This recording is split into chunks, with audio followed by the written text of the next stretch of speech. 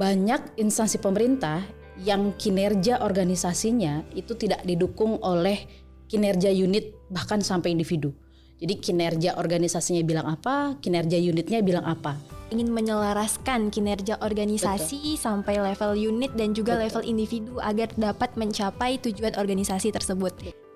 Jadi kita bukan menguraikan indikator kinerjanya, ya. Sekali lagi ini mungkin banyak terjadi kesalahpahaman. Banyak sekali teman-teman di luar sana yang menjabarkan kinerja, yang dijabarkan adalah indikatornya. Padahal yang seharusnya dijabarkan adalah outcome-nya atau kinerjanya. Ternyata outcome itu tuh bertingkat gitu ya. Makanya nanti ada yang disebutkan dengan immediate outcome, intermediate outcome, sampai kepada final outcome. Dijelaskan ada 5 tahapan ya, di mana tahapan 1 sampai ke 4 ini adalah proses penyusunan pohon kinerja. Pohon kinerja sebagai alat bantunya gitu ya, dan itu nanti diimplementasikan dalam perencanaan maupun dalam penjenjangan kinerja jabatan.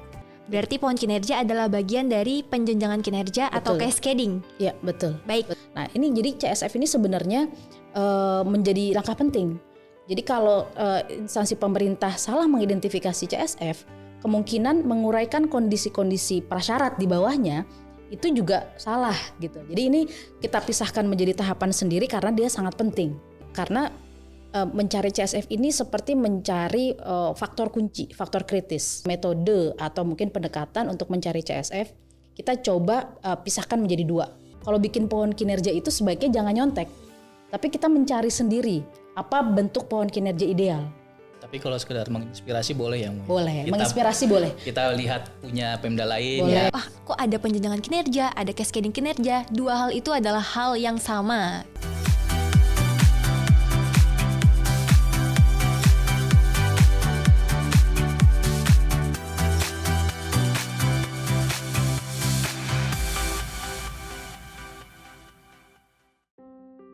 Nah, hari ini kita sudah masuk ke episode keempat pada podcast Disco. Sesuai janji pada episode sebelumnya, kali ini kita juga akan membahas, mengupas tuntas salah satu Permenpan terbaru, yaitu Permenpan nomor 89 tahun 2021 tentang penjenjangan kinerja instansi pemerintah.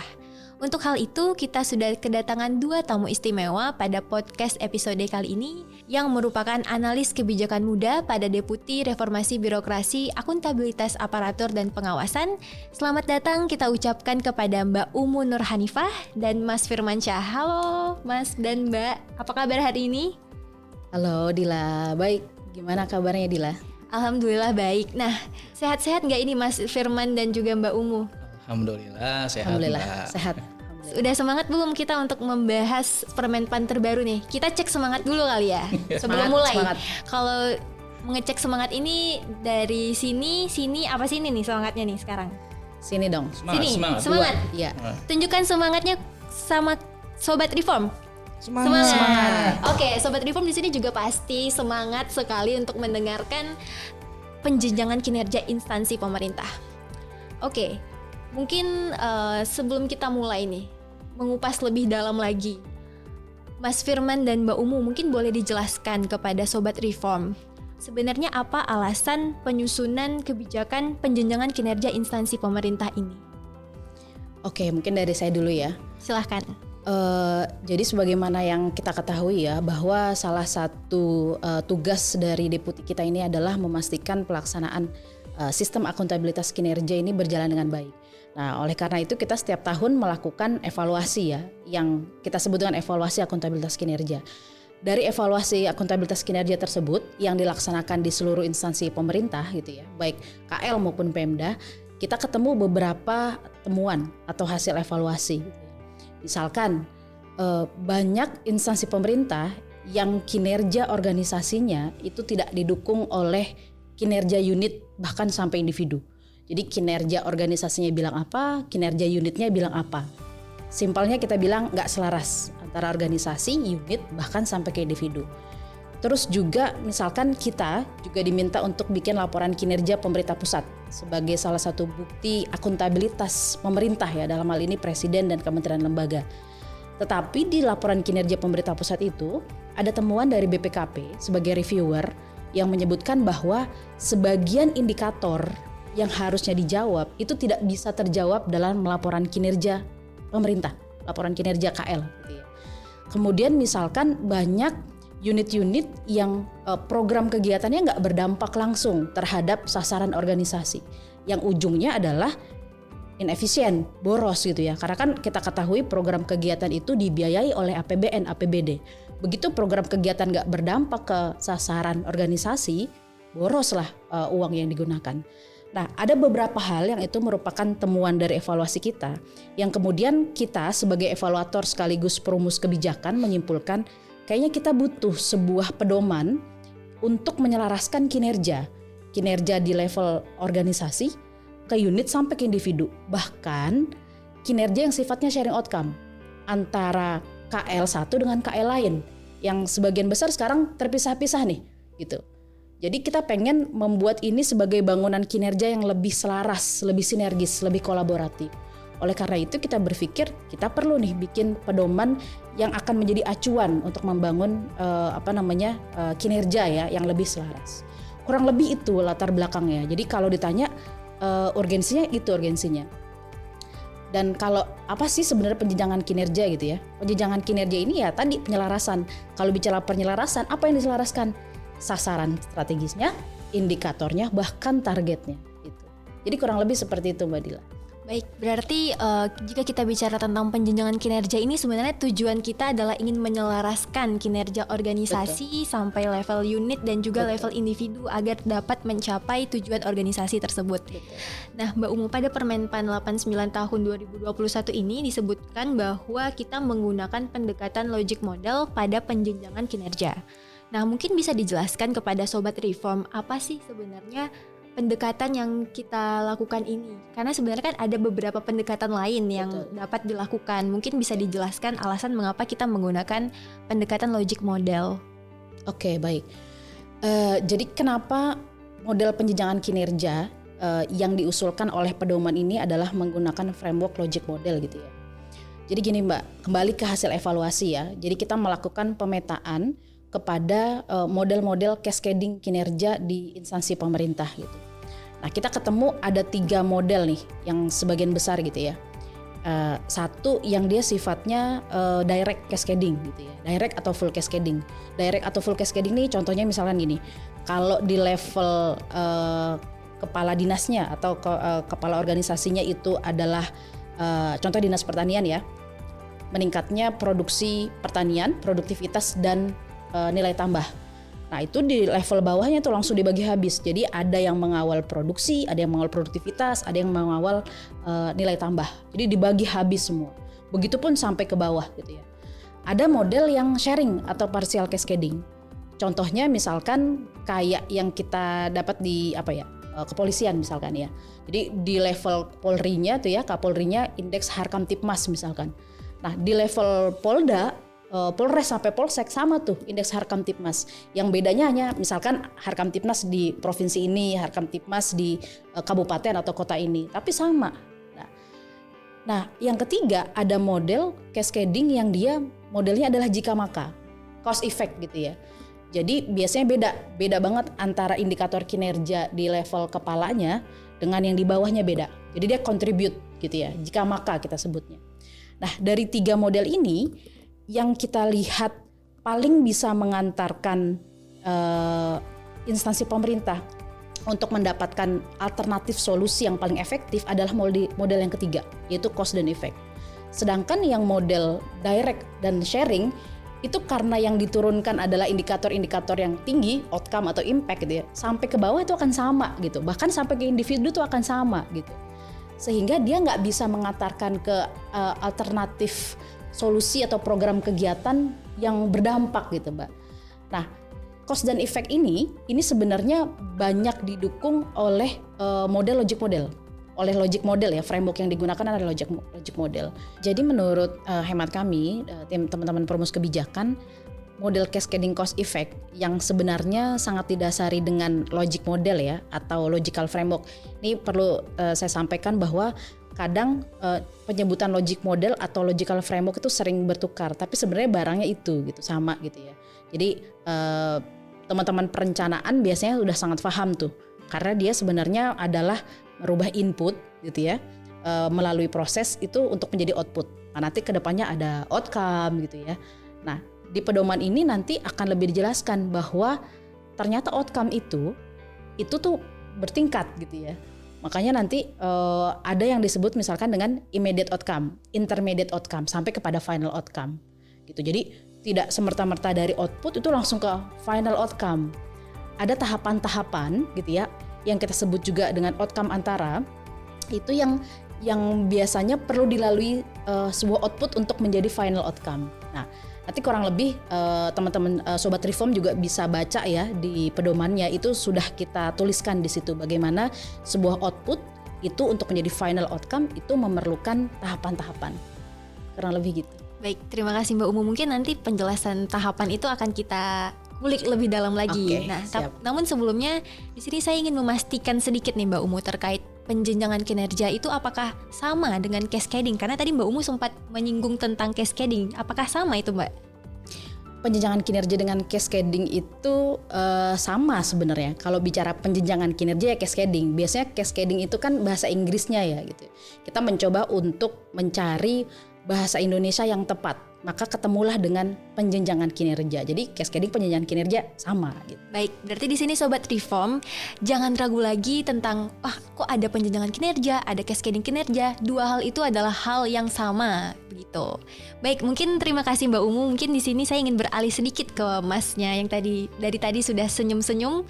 Sudah siap untuk ditanya Mas, gimana? Siap Mbak. Siap, oke. Apapun. Oke. Mungkin bagi Sobat Reform di luar sana sudah sempat membaca Permenpan 89 tahun 2021 ini.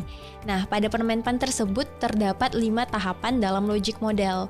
Nah, salah satunya ialah menerjemahkan pohon kinerja menjadi dokumen perencanaan. Nah, ingin memastikan kembali ini Mas, terkait pohon kinerja. Apakah pohon kinerja ini sama dengan cascading?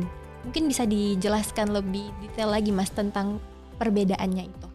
Perbedaan kalau pohon kinerja dengan cascading kinerja ya, atau penjabaran kinerja. Jadi memang kalau kita coba membaca lagi Permenpan 89, di situ kan memang didefinisikan, kurang lebih definisinya kalau penjenjangan kinerja adalah proses penjabaran dan juga penyelarasan ya. Itu poin pentingnya, proses penjabaran dan penyelarasan sasaran strategis, indikator kinerja dan seterusnya, untuk memastikan bahwa itu selaras, outcome organisasi selaras sampai dengan unit kerjanya dan juga sampai ke individunya ya. Itu merupakan proses penjabaran kinerja atau cascading kinerja.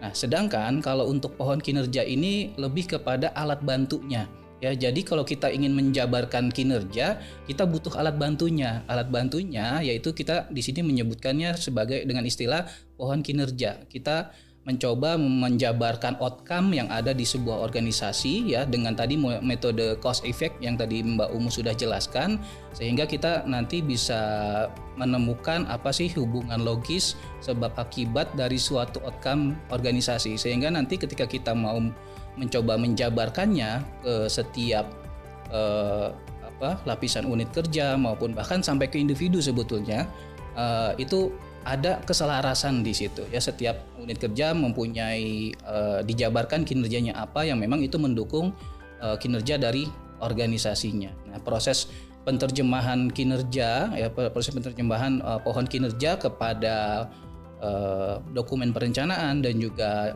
kinerja jabatan ya, itu memang suatu proses. Tadi kita sudah membuat pohon kinerjanya ya, alat bantunya kita sudah susun. Nah, untuk supaya penjabaran kinerjanya ini semakin sesuai lah ya, seperti itu ya, kita tuangkan apa yang dari pohon kinerja yang sudah kita susun itu ke dalam dokumen perencanaan ya, yang sebagaimana kita sudah tahu di dalam peraturan itu ada jenis-jenisnya atau tahapan-tahapan dalam penyusunan perencanaan, mulai dari jangka menengah sampai dengan jangka pendek gitu ya, bahkan sebetulnya ada juga jangka panjangnya gitu. Nah, di sini peran penjabaran kinerja atau pohon kinerja sebagai alat bantunya gitu ya, dan itu nanti diimplementasikan dalam perencanaan maupun dalam penjenjangan kinerja jabatan. Baik, terima kasih Mas Firman atas penjelasannya. Ila, boleh saya tambahin dikit? Boleh banget Mbak, silahkan. Jadi kalau boleh menambahkan apa yang udah disampaikan Mas Manca ya, untuk lebih memperjelas lagi bedanya cascading dengan pohon kinerja. pohon kinerja ini adalah alat untuk menjaga logika kinerja. Jadi jangan sampai logika kinerja ya yang nanti mau diturunkan itu jadi nggak logis gitu ya. Sedangkan cascading biasanya nanti untuk menjaga struktur, baik itu struktur perencanaan gitu ya, struktur hierarki atau jabatan. Nah, jadi memang beda beda fungsi gitu. Nah, jadi dan pohon kinerja ini kita masukkan sebagai sebuah tahapan sebenarnya sebelum tahapan penerjemahan. Jadi kurang lebih begitu, Mbak. Baik, berarti ingin memastikan kembali Mbak Umu dan Mas Firman, salah satu proses dari penjenjangan kinerja berarti adalah menyusun pohon kinerja. Berarti pohon kinerja adalah bagian dari penjenjangan kinerja atau cascading. Iya, betul. Baik, betul. Berarti Sobat Reform di sini kita dapat mengambil sedikit kesimpulan nih. Sebelum kita lanjut ke pertanyaan selanjutnya, berarti dalam menyusun cascading atau penjenjangan kinerja, pohon kinerja merupakan salah satu dari tahapan penjenjangan kinerja tersebut. Baik, semakin menarik Mbak Umu, kita di sini sebenarnya memastikan beberapa pertanyaan-pertanyaan yang sudah diberikan pada media sosial kita terkait penjenjangan kinerja ini. Baik, mungkin selanjutnya kita akan membahas lebih detail lagi. Tahapan penjenjangan kinerja itu sebenarnya apa saja? Mungkin tadi kita langsung loncat ke pohon kinerja karena jujur saja pohon kinerja dan cascading ini sangat banyak dibicarakan. Makanya tadi kita langsung nembak pohon kinerja. Namun kan sebenarnya kalau bicara tentang cascading ada tahapan lain. Mungkin dari Mbak Umu atau Mas Firman bisa menjelaskan lagi nih. Ada 5 tahapan penjenjangan kinerja itu apa saja dan bagaimana prosesnya?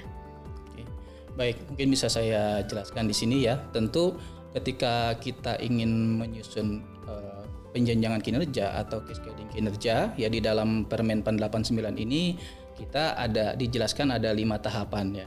Di mana tahapan 1 sampai ke 4 ini adalah proses penyusunan pohon kinerja ya seperti tadi sempat disinggung. Jadi proses penyusunan pohon kinerja itu sendiri berarti ada 4 tahap. Yang pertama tentu kita menentukan outcome-nya itu sendiri. Apa sih outcome atau kondisi yang diharapkan oleh suatu organisasi? Tentu adanya suatu organisasi ada latar belakang atau sesuatu yang diharapkan atau mungkin mandat yang diberikan kepada organisasi yang menjadi alasan keberadaannya. Nah, penetapan outcome suatu organisasi biasanya berdasarkan hal tersebut. Ya. Kemudian setelah ditetapkan outcome-nya, baru kita mulai mengidentifikasi apa sih faktor-faktor pentingnya yang bisa mewujudkan kondisi tersebut, atau biasa kita mengenal dengan critical success factor, atau mau gampangnya kita nanti biar lebih mudah ya penyebutannya dengan CSF gitu ya. Apa CSF-nya?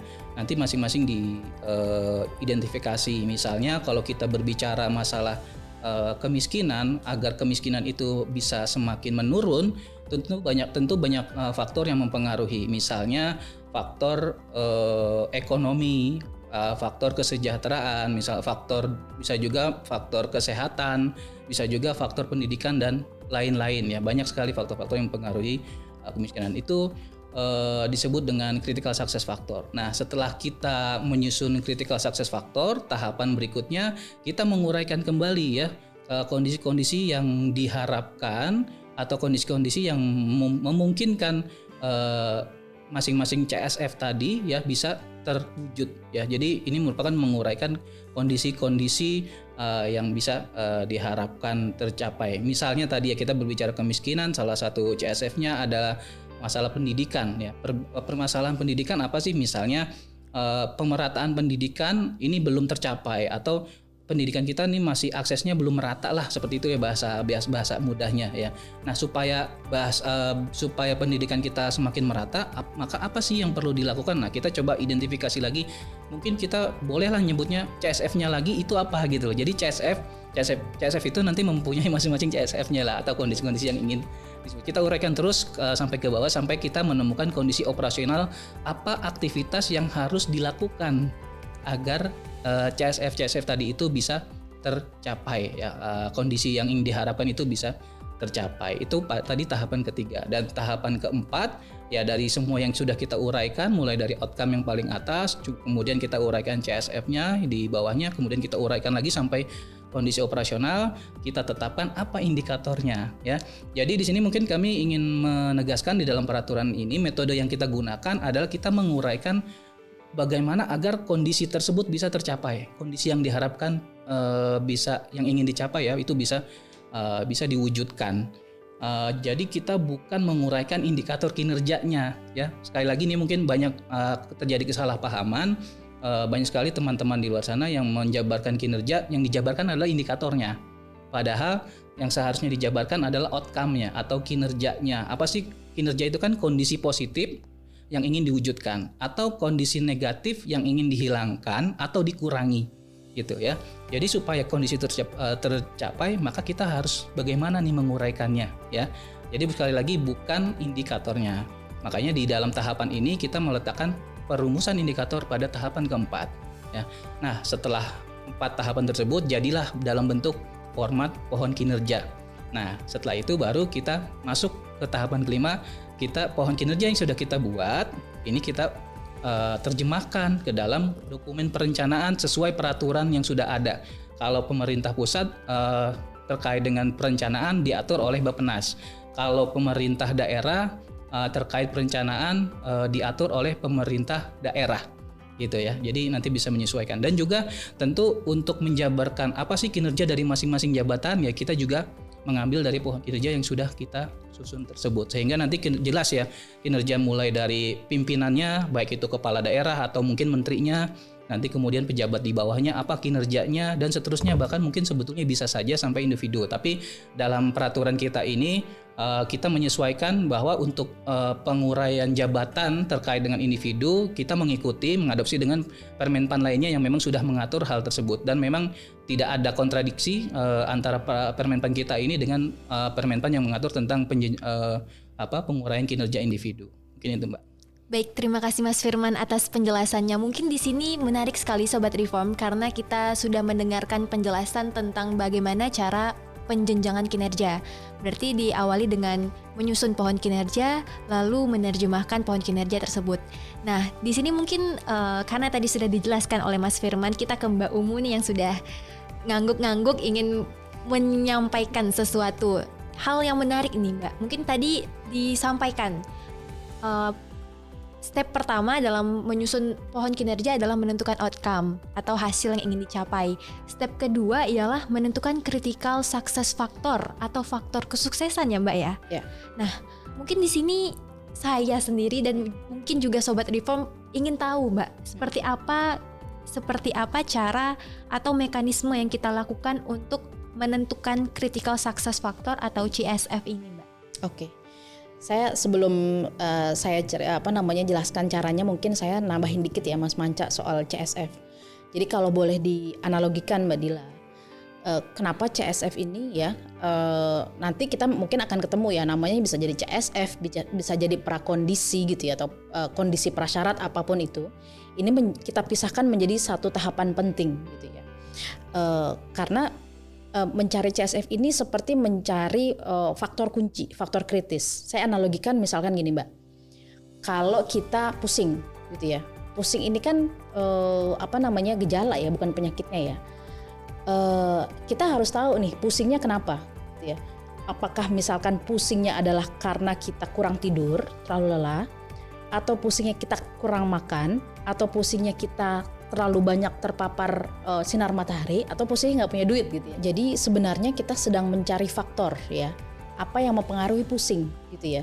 Karena nanti kalau kita tepat ya mengidentifikasi apa penyebabnya gitu ya, apa faktornya yang berkontribusi itu, aktivitas ya atau kondisi-kondisi yang diperlukan itu kita tepat.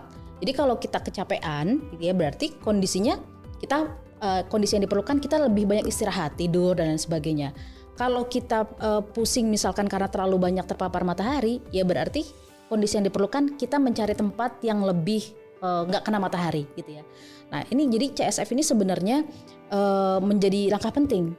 Jadi kalau instansi pemerintah salah mengidentifikasi CSF, kemungkinan menguraikan kondisi-kondisi prasyarat di bawahnya itu juga salah gitu. Jadi ini kita pisahkan menjadi tahapan sendiri karena dia sangat penting gitu ya.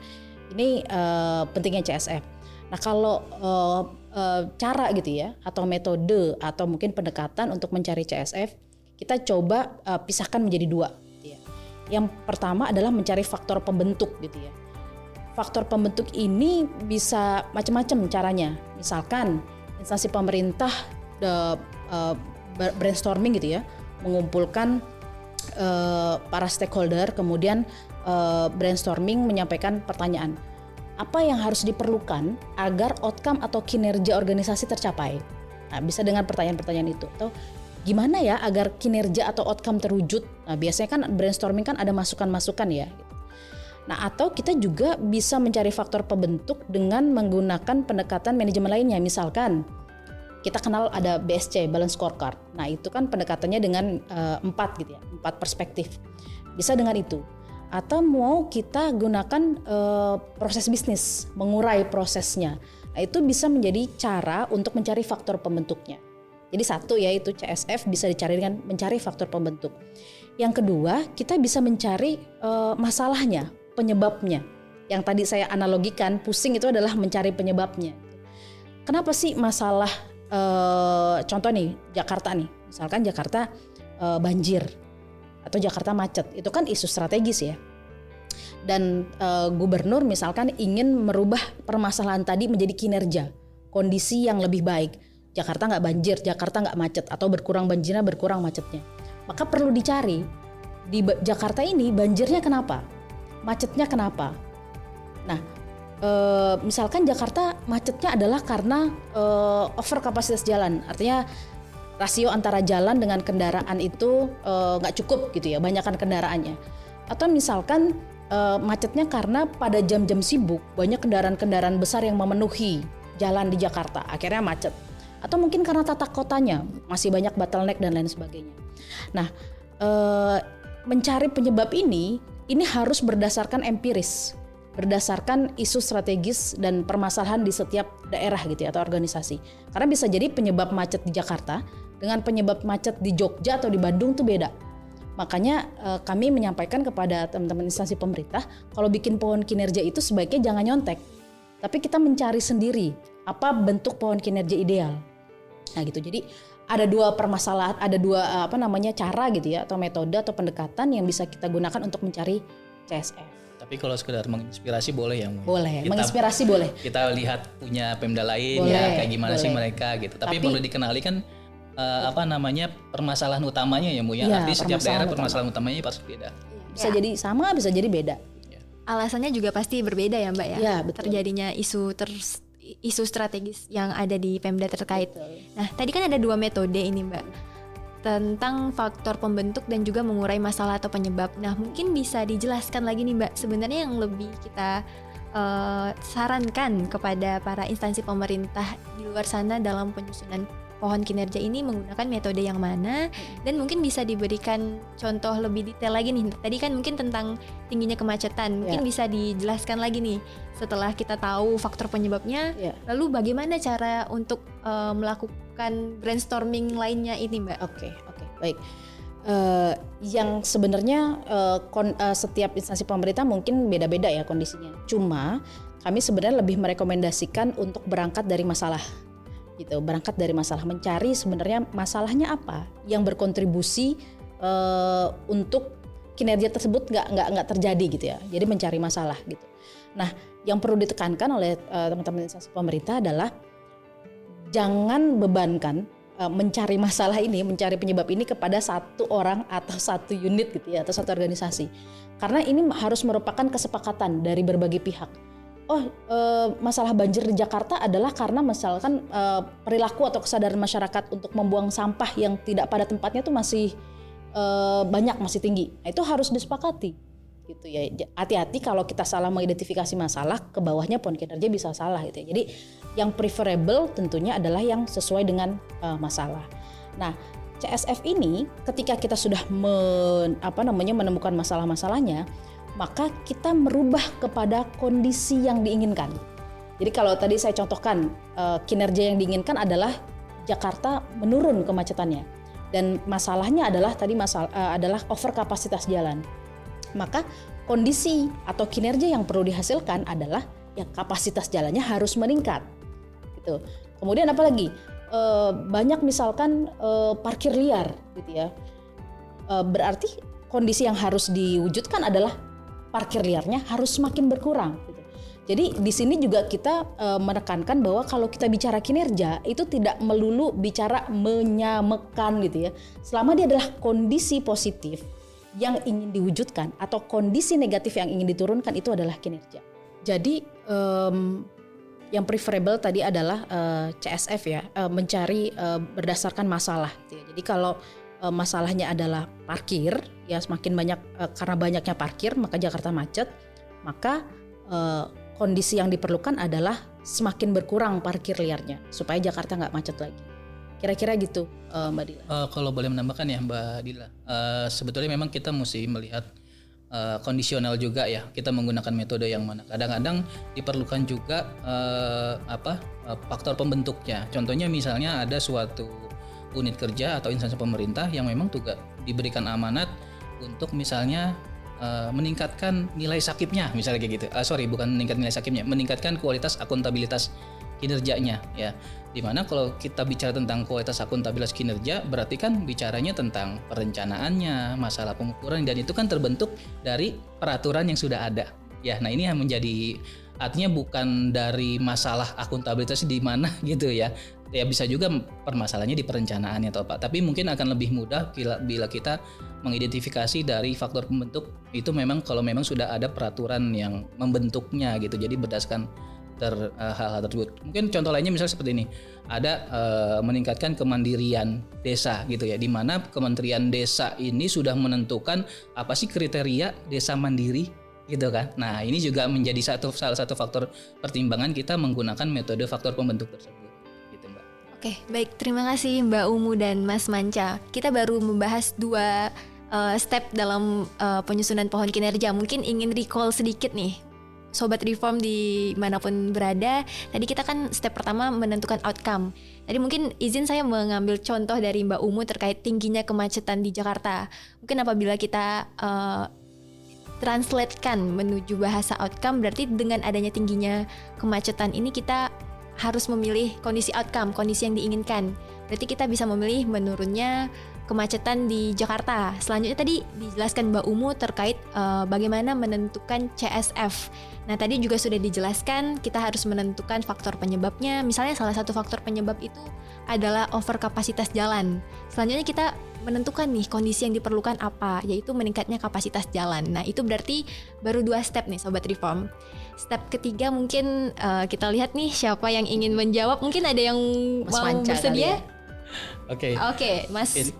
Melanjutkan contoh Mbak Umu tadi ya. Ya. Misalnya kita ambil contoh tadi, salah satu CSF-nya adalah kapasitas jalan yang yang kurang lah gitu ya, kendaraannya lebih banyak daripada kapasitas jalannya gitu. Nah, tentu kita menguraikan lagi apa sih faktor-faktor yang menyebabkan over kapasitas jalan? Ya tentu tadi ya, faktor utamanya pasti jumlah kendaraannya lebih banyak ya, atau kapasitas atau ya luasan jalan rayanya ini yang kurang dibandingkan ini. Jadi kan sebenarnya 2 faktor utama itu ya. Kita coba uraikan satu-satu. Kita mau ambil yang mana? Kita ambil contoh misalnya, ya udah kalau kapasitas jalannya sulit ditingkatkan, artinya luas lajur jalannya sulit ditingkatkan karena mungkin keterbatasan anggaran, berarti kita ambil yang salah satu, yaitu mengurangi volume kendaraan. Bagaimana caranya kita mengurangi volume kendaraan? Yaitu kita melakukan salah satunya mungkin dengan manajemen rekayasa lalu lintas. Ya, kalau di Jakarta ini mungkin sudah diterapkan yang namanya ganjil genap, ya. Pada jam-jam sibuk, pada jam-jam tertentu. Nah ini kan merupakan salah satu caranya, dan mungkin kalau memang ada cara lain boleh diidentifikasi ya. Kita ambil salah satu contohnya ini aja. Jadi tadi untuk mengurangi volume kendaraan terutama di jam sibuk ya, kita melakukan rekayasa lalu lintas gitu ya. Jadi rekayasa lalu lintas ini merupakan caranya. Jadi kita sudah berbicara mungkin ke level operasionalnya ya, agar ini bisa mengurangi jumlah kendaraan atau volume kendaraan yang melalui jalan raya pada saat di jam sibuk gitu ya. Nah nanti bisa kita uraikan lagi tuh sebetulnya ke bawah, supaya ganjil genap ini bisa efektif. Apa yang mesti kita lakukan ya? Tentu kita harus ada sosialisasinya ya kan. Tentu kita mungkin perlu ada juga pemasangan tanda-tanda atau rambu-rambunya bahwa ini kawasan ganjil genap gitu ya, seperti itu. Dan juga ada mungkin penegakannya ya. Tadi kita udah sosialisasi, kita sudah uji coba, kita juga memberikan informasi melalui plang-plang, atau mungkin juga kita sosialisasinya melalui iklan-iklan di TV atau media gitu ya, seperti itu. Itu kan bentuk-bentuk aktivitasnya. Tapi juga ada penegakannya atau pengawasannya agar itu berjalan secara efektif. Nah, ini kan sudah berbicara ke level aktivitas-aktivitas yang memang harus dilakukan. Jadi seperti itu urutannya, ya bisa kebayangkan Mbak ya, tadi dari atas kita berbicara kemacetan lalu lintas, terus kita menguraikan apa sih penyebab kemacetan lalu lintas. Nah, salah satu penyebabnya supaya bisa kita kurangi itu bagaimana caranya gitu kan. Ya tadi kita bicara tentang manajemen rekayasa lalu lintas. Seperti apa? Yaitu melakukan ganjil genap ya, rekayasa ganjil genap. Ganjil genapnya mesti bagaimana supaya efektif? Ya perlu ada sosialisasi, perlu ada pemberian informasi dan lain-lain. Nah, itu baru sudah ada prosesnya, dan di situ pasti akan ada proses penganggaran ya. Diperlukan anggaran agar itu bisa berjalan efektif. Jadi kurang lebih seperti itu ya gambaran atau ilustrasinya kita menguraikan pohon kinerja dari suatu masalah. Baik, terima kasih Mas Firman atas penjelasannya, menarik sekali. Sobat Reform, tadi kita sudah dijelaskan tentang contoh sederhana dalam penyusunan pohon kinerja. Nah, mungkin selanjutnya, karena tadi kita hanya memberikan contoh sederhana, Mas Firman dan Mbak Umu, mungkin Sobat Reform di sini juga ingin tahu.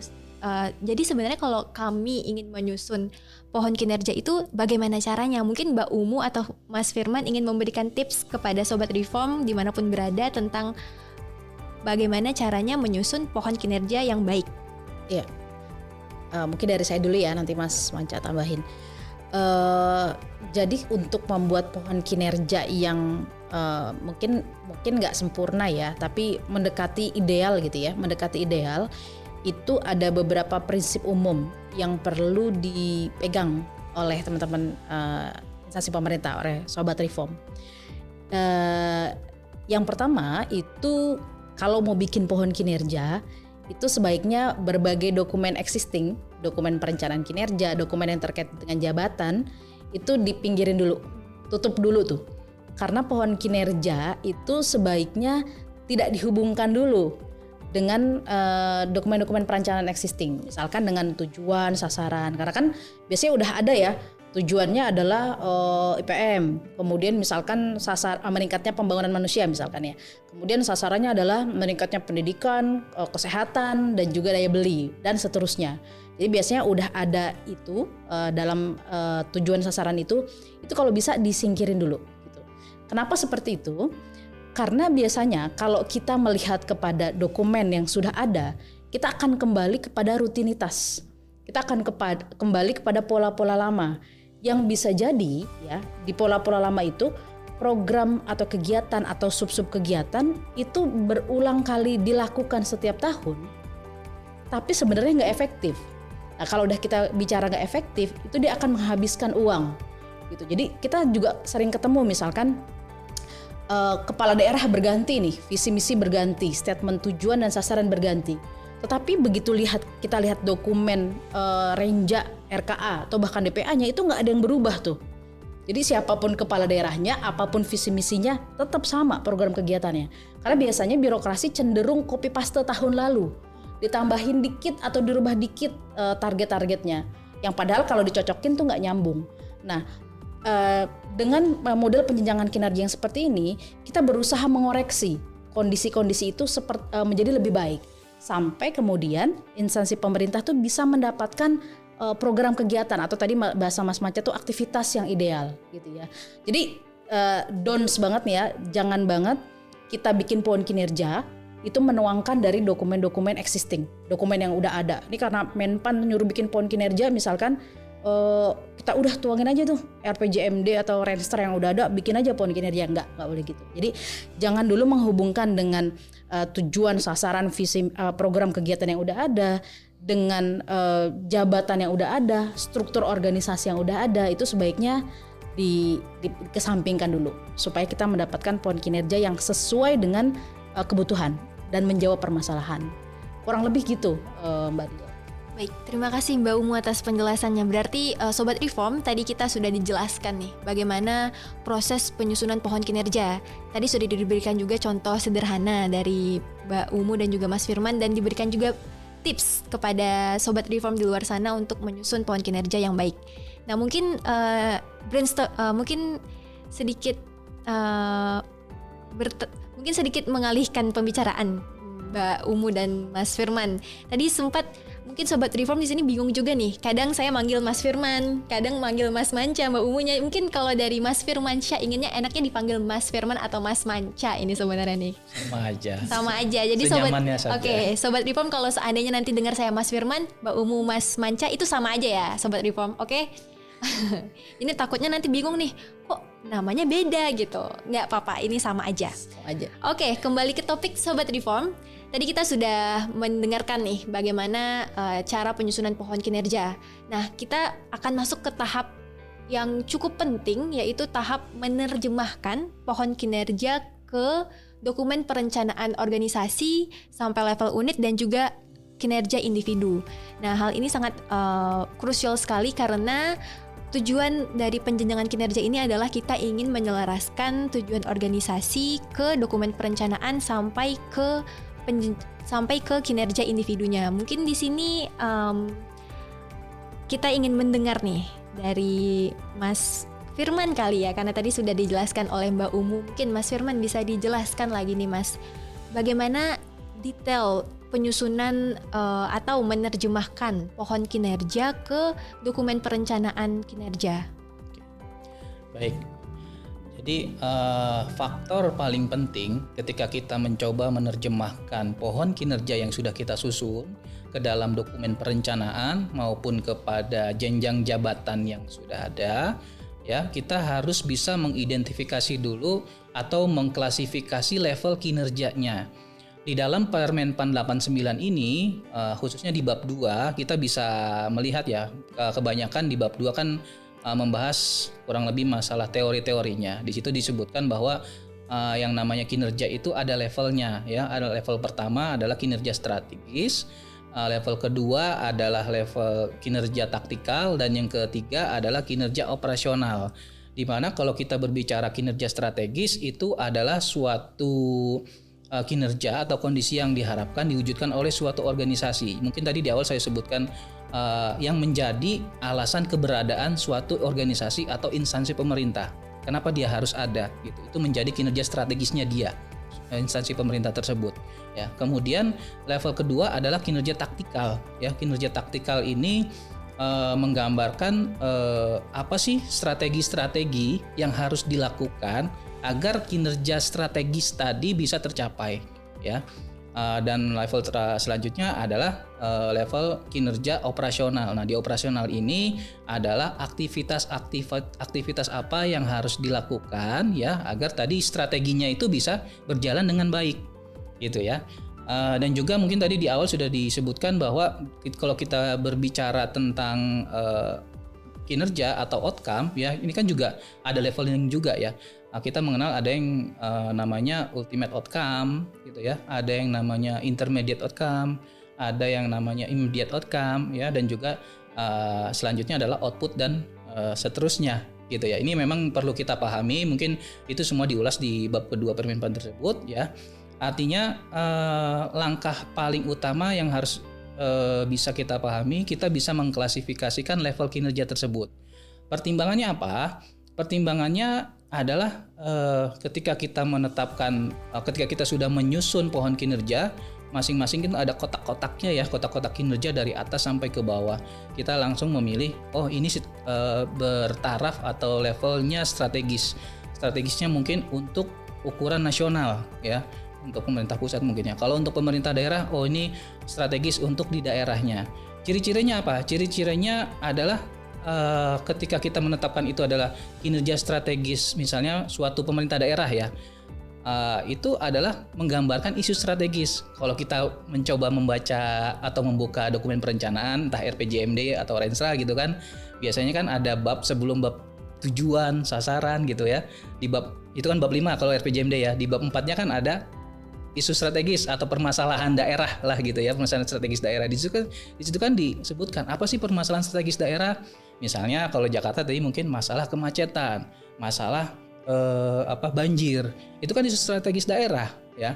Nah, ketika kita menetapkan kinerjanya adalah menurunnya kemacetan atau tertanggulanginya banjir, ya itu berarti kinerja tersebut adalah level strategis untuk daerahnya, gitu ya.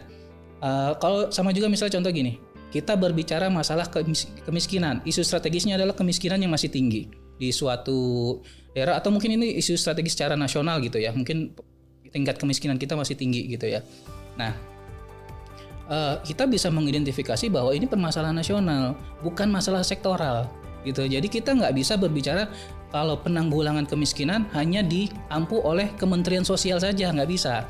Kalau di Pemda untuk mengatasi permasalahan kemiskinan suatu pemerintah daerah, ini yang menjadi penanggung jawabnya adalah dinas sosial. Nggak bisa kayak gitu, karena ini permasalahan daerah yang harus ditanggung bersama gitu ya. Karena itu nanti kita menetapkan ini level strategis untuk tingkat daerah atau tingkat pusat atau nasional gitu ya. Nah, dari situ kan kita mengidentifikasi tuh CSF-nya gitu ya. Nah, mungkin di situ CSF-nya ini bisa jadi sudah berbicara masalah sektoral, tapi bisa jadi itu masih sektor berbicara masalah isu strategis daerah atau nasional. Nah, ini memang harus sangat kondisional banget ya ketika kita mengklasifikasi. Makanya saya bilang ini adalah titik kritisnya ketika kita menentukan atau menerjemahkan pohon kinerja ke dalam dokumen perencanaan. Ya, kita harus pandai mengenali yang mana yang namanya kinerja strategis dan juga yang mana yang namanya kinerja taktikal ya. Kinerja taktikal ini merupakan udah berbicara tentang strategi-strateginya untuk mengatasi masalah atau untuk mencapai kinerja yang ingin diharapkan. Seperti itu. Nah, ketika kita sudah bisa mengklasifikasi, nah di dalam peraturan Permenpan kita sudah enak itu, sudah ada petunjuknya. Ketika sudah mengklasifikasi, oh ini kinerja strategis, misalnya di Pemda lah, ini kinerja strategis Pemda. Oke, kalau gitu ini akan dimasukkan ke dalam RPJMD-nya, dokumen perencanaan daerahnya, gitu. Nah, kemudian dari permasalahan isu strategis daerah tersebut, kita sudah mengidentifikasi critical success faktornya, gitu ya. Nah, dan itu sudah berbicara masalah masing-masing urusan. Mungkin untuk tadi mengatasi masalah kemacetan, salah satunya adalah dengan meningkatkan atau menurunkan volume kendaraan ya, seperti itu ya. Ya, ini kan berarti udah berbicara urusan, mungkin ini di urusan perhubungan ya, untuk yang mengampu permasalahan tersebut.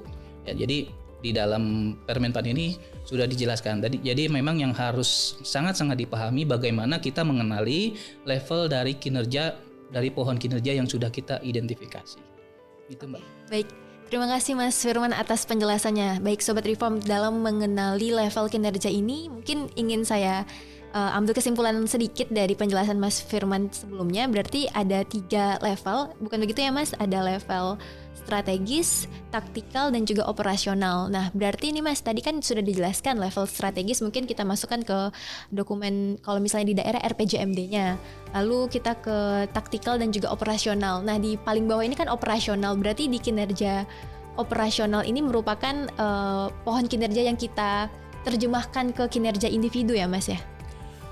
Sebetulnya belum sampai individu sih itu. Ya, kalau kita berbicara operasional biasanya nanti indikatornya itu berupa output atau sub output. Ya, kalau di pemerintah daerah mengenal namanya indikator output kegiatan atau output dari sub kegiatannya. Ya, ini belum belum sampai individu nih. Oke, berarti masih gitu. Di ini ya perencanaan. Jadi ketika kita kan biasanya dalam dokumen perencanaan tuh untuk menyusun suatu anggaran ya, kita kan dimintakan apa sih outputnya yang ingin diharapkan dari situ ya. Nah, itu output yang tadi dari kinerja operasional. Nah, kalau untuk sampai ke level individu, ini kita ambil contoh gini lah.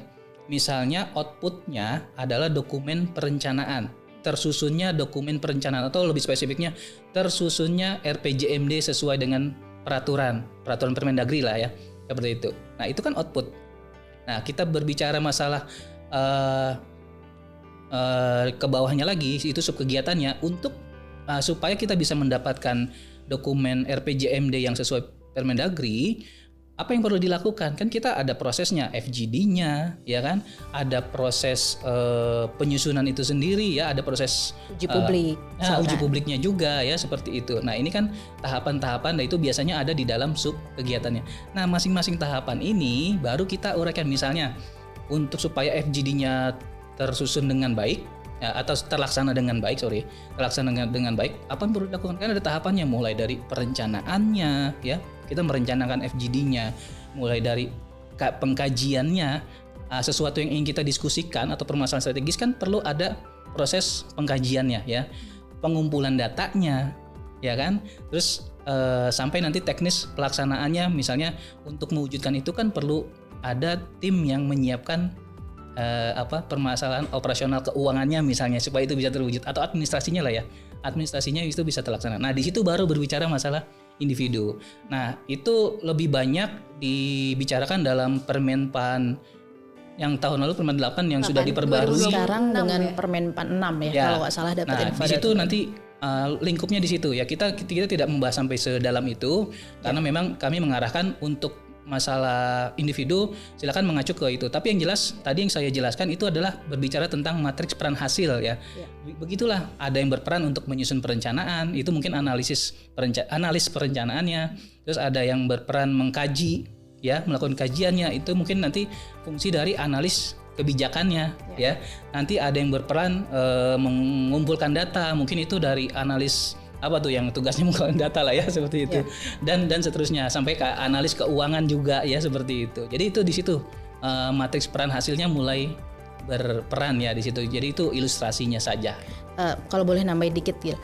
Jadi sebenarnya nanti Permenpan ini sebenarnya satu sama lain mendukung, ya, dengan Permenpan yang tadi mengatur kinerja individu, ya, baik yang kemarin Permenpan 8 maupun nanti yang infonya adalah diganti dengan Permenpan 6. Dan ini pun sebenarnya nanti akan mendukung model squad team, ya. Kita kan sekarang udah melakukan delayering, ya, penyederhanaan birokrasi menjadi 2 layer, ya. Nanti di bawah layer itu, di bawah kalau di KL kan di bawah eselon 2 itu kan kita nanti akan membentuk squad team. Nah, sebenarnya dengan modelnya pohon kinerja ini nanti akan ketahuan mana yang nanti misalkan dia kinerja level operasional dan itu perlu menjadi target untuk tim, target squad team. Jadi ini sebenarnya satu sama lain ini nyambung. Nah, baru nanti misalkan didiskusikan tadi yang Mas Maca contohkan matrik peran hasil. Sehingga nanti setiap individu ASN, setiap individu PNS itu tahu saya harus menghasilkan apa untuk mencapai target dalam operasional objektif dari tim itu. Jadi ini saya rasa sebenarnya sebuah kemajuan, ya. Di Menpan ini kita satu sama lain udah ngobrol dalam menciptakan kebijakan di setiap kedeputian gitu kira-kira. Jujur menarik sekali Mas Firman dan Mbak Umu. Jujur saya juga baru paham akhirnya ini. Jujur Sobat Reform. Karena pada dasarnya dengan adanya penjenjangan kinerja ini yang dimana sebagai alat bantu dalam menyusun dokumen perencanaan kinerja, setelah kita menyusun pohon kinerja, kita terjemahkan menjadi dokumen perencanaan dan selanjutnya untuk menerjemahkannya kepada kinerja individu kita juga membutuhkan dialog kinerja, ya, berarti, ya, Mbak Umu. Betul. Disebutnya dialog kinerja, ya. Iya. Berarti hal ini juga erat kaitannya dengan Permenpan yang sebelumnya, Permenpan nomor 8 tahun 2021 tentang sasaran kinerja pegawai, yang infonya akan ada Permenpan perbaharuan Permenpan nomor 6. Mohon izin untuk tahunnya mungkin masih penyusunan, ya, Mbak Umu, ya. Info dari teman-teman SDMA tinggal proses pengundangan tapi udah hampir final. Baik, berarti dengan adanya Permenpan 89 ini akan berkaitan erat dengan Permenpan terbaru atau Permenpan sebelumnya yang telah ada tentang sasaran kinerja pegawai. Ya. Jujur Mbak Umu dan Mas Firman, diskusi kita ini menarik sekali. Iya. Namun sayang sekali kita sudah berada di penghujung podcast episode 4 pada hari ini dan gak berasa, ya. Iya, kayaknya baru sebentar deh ini. Kayak aduh, udah, padahal masih mau nanya sih, masih banyak pertanyaan-pertanyaan, apalagi Sobat Reform pasti sangat penasaran nih bagaimana cara menyusun pohon kinerja. Namun sekarang udah gak penasaran lagi, kan sudah di-spill lah mekanisme-mekanismenya oleh dua pembicara kita yang sangat-sangat istimewa pada hari ini. Mungkin terakhir untuk Mbak Umu dan Mas Firman terkait penjenjangan kinerja ini, kan kita sudah menyusun Permenpannya.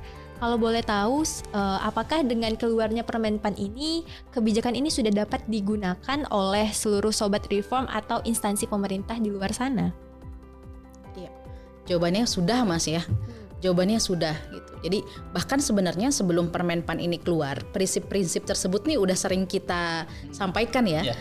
Dalam berbagai bimbingan teknis kita, sosialisasi kita udah sering kita sampaikan gitu. Jadi bahkan di beberapa pemerintah daerah nih sebenarnya udah berjalan gitu. Sudah menerapkan ya. Sudah menerapkan ini gitu. Jadi segeralah teman-teman sobat reform gitu ya untuk menerapkan Permenpan ini.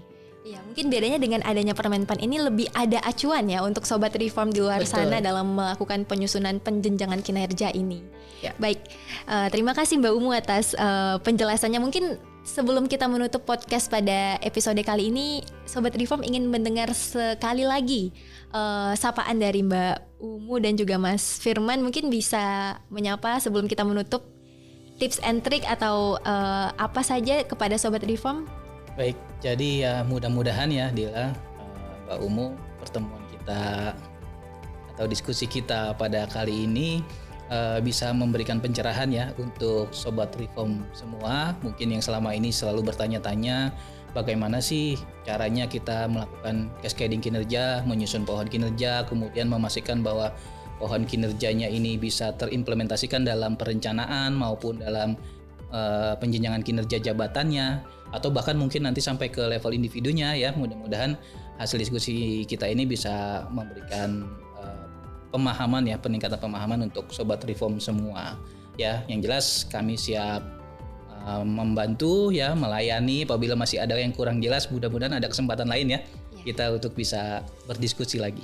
Baik, terima kasih Mas Firman. Baiklah sobat reform, mungkin tadi adalah closing statement sedikit dari pembicara kita. Namun apabila sobat reform masih ingin mengetahui lebih dalam lagi tentang penjenjangan kinerja instansi pemerintah, sobat reform dapat mendownload Permenpan tersebut pada jdih.menpan.go.id dan juga terus pantengin informasi terbaru tentang Kementerian Pan RB di YouTube atau Instagram Kementerian Pan RB, dan juga jangan lupa follow Instagram dari RB Kunwas, dan juga jangan lupa follow dan subscribe YouTube RB Kunwas dan juga Kementerian Pan RB. Baiklah, saya Dila pamit undur diri. Bersama kita Bangga melayani bangsa.